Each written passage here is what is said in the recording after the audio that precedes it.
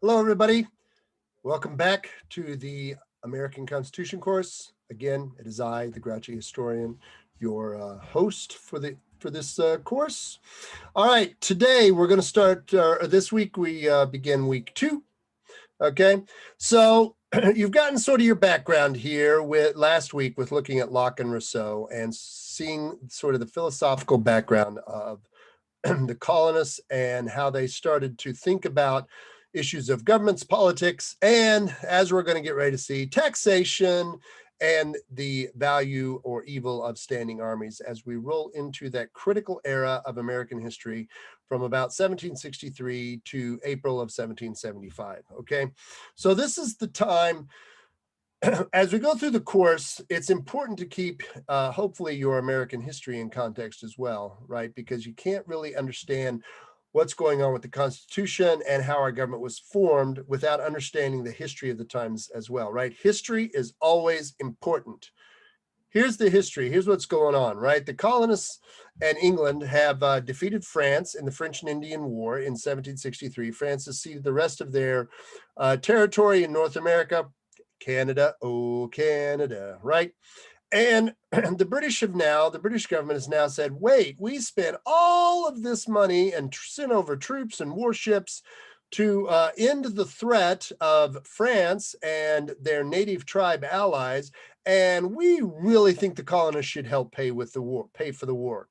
Because, of course, like all wars are expensive, they take a lot of money, and England was in hock up to their ears, so to speak.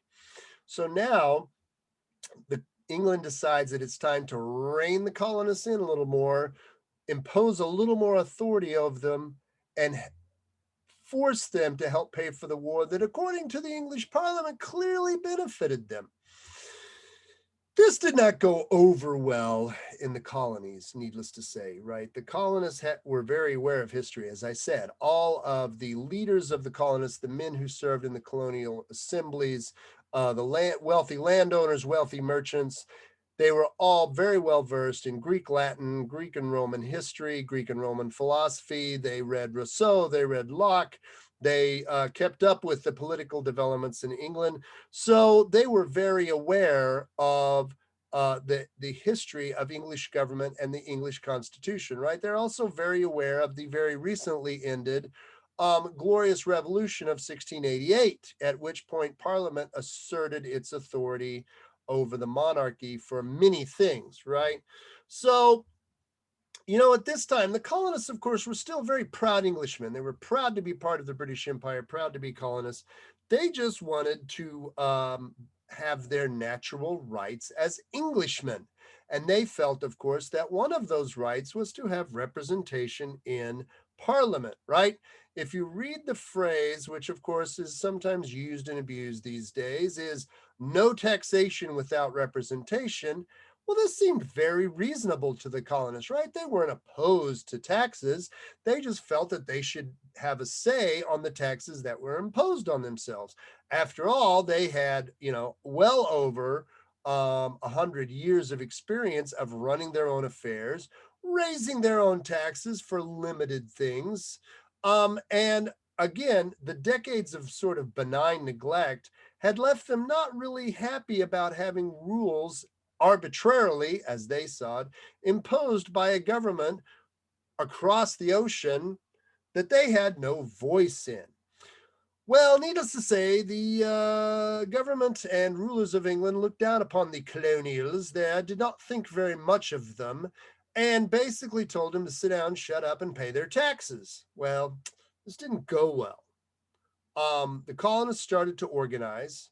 They started to, as it were, organize their very own resistance movement and started to, more importantly, figure out that they all had to work together, right? This was a perennial problem of the colonies. And we'll see this again throughout the entire course up until the point that the Constitution is finally ratified, is every colony, soon to be every state, jealously guarded their own sovereignty and their own rights, often to the detriment of the greater good. This was really something that England observed during the French and Indian Wars, as the colonies squabbled among themselves almost as much as they wanted to fight the French and the Indians. So The fact that the colonists were able to start organizing through committees of correspondence a coordinated, not to use that word too much, response to the English efforts of taxation was really something that the English Parliament and the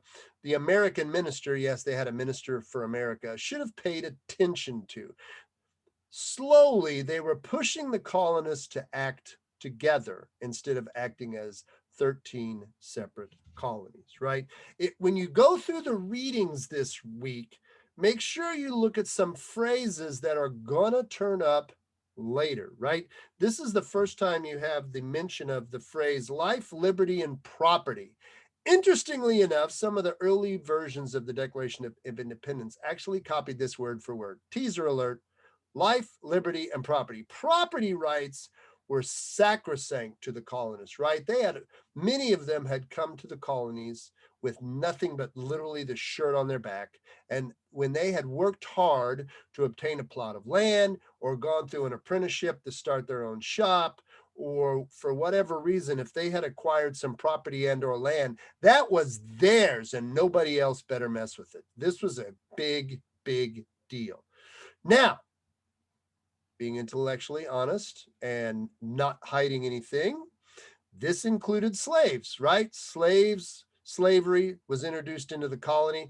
The southern colonies also very much defended their rights of property and slaves as well. And as we go through the course, we're going to see sort of the missed opportunities to deal with this stain on what would be many of the documents that we're going to study, and how the colonies had a lot of opportunities to end slavery and didn't take it. We're going to go through this now, but for the moment, okay, again, being intellectually honest, it's not really an issue with the colonists. England had a huge slave trade, not only to the colonies. The biggest number of those slaves went to the British West Indies colonies, where they grew sugar. Sugar was an extremely valuable, extremely expensive commodity, and many more slaves were in fact shipped to these Caribbean colonies than came to the American colonies. Now, all of this we're going to see at the end of this week. Week 2 is the formation of the First Continental Congress in 1774. This was a game changer, big deal, turning point, boom, in colonial relations. For the first time, all the major political and sort of economic leaders of the colonies got together and met each other face to face. And if anybody's ever tried to do anything with a large group, you know that the face-to-face communication is critical, not only to accomplish, things and to check down your agenda items, check, but it's to meet people and get the measure of the other person and learn to trust and relate to the version, so that when you're writing letters back and forth later, you still kind of get a sense of who the person is. Speaking of writing letters, one of the things we have to keep in mind as we look at the first couple of 3-4 weeks and the break of the colonies with England is the time that it took to communicate, right? I don't think we as modern Americans really understood the absolute time lag that it took to get a message back and forth between the colonies of England, right? We're used to Twitter, Instagram, email, Amazon delivery the next day. No.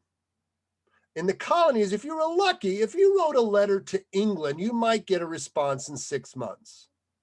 Yes, 6 months, right? So this is one of the challenges the English had. They would proclaim that they were going to put this tax into place.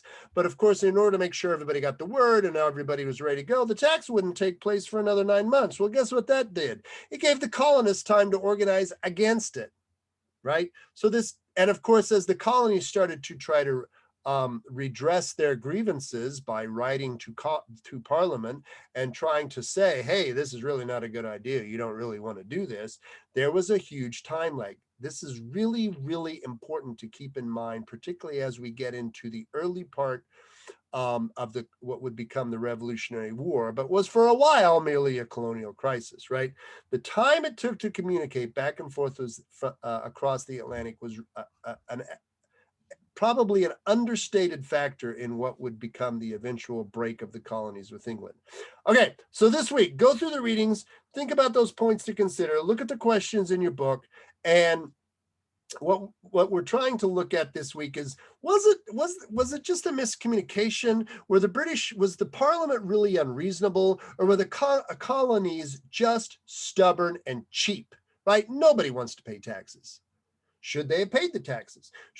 Was there something that could have been done to bring the tax money in to help pay for the war expenses without setting the colonies on the course that they eventually ended on? Okay, so that's week 2. See you next week.